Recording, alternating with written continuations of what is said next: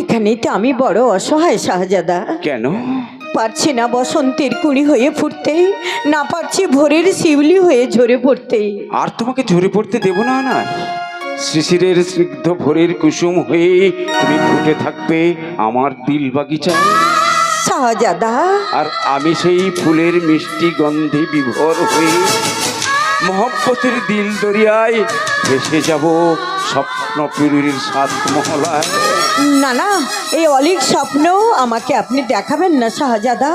এই যে পাপ। পাপ? হ্যাঁ, আমি যে সম্রাট দরবারে নর্তকী, নর্তকীকে কখনো মহব্বতের খোয়াব দেখতে নেই শাহজাদা। কে বলছে তুমি নর্তকী? সম্রাট দরবারে এটাই আমার পরিচয়। শাদির পরে এই পরিচয় আর তোমার থাকবে না আর। শাদি? হ্যাঁ, তোমাকে শাদি করে মহারানার কাছে গিয়ে আমরা আশীর্বাদ নিয়ে আসবো। কিন্তু সম্রাট দরবারে এই বাঁধিকে স্বীকার করে নেবে না শাহজাদা। ভারত সম্রাট তো দূরের কথা, দিন দুনিয়ার মালিক খোদা তালারও সাধ্য নেই যে তোমাকে আমার কাছ থেকে কেড়ে নেবে। এ আপনি কি করলেন শাহজাদা? ভুল তো কিছু বলিনি।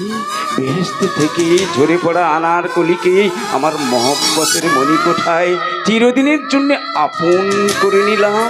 না না, তা হয় না শাহজাদা, তা হয় না। তুমি হিমালয় আর আমি যে পথের ধূলিকণা। তুমি আসমানের চাঁদ, আমি অন্ধকারের ক্ষুদ্র জোনাকির আলো। ও কথা বলো না আনার, ও কথা বলো না।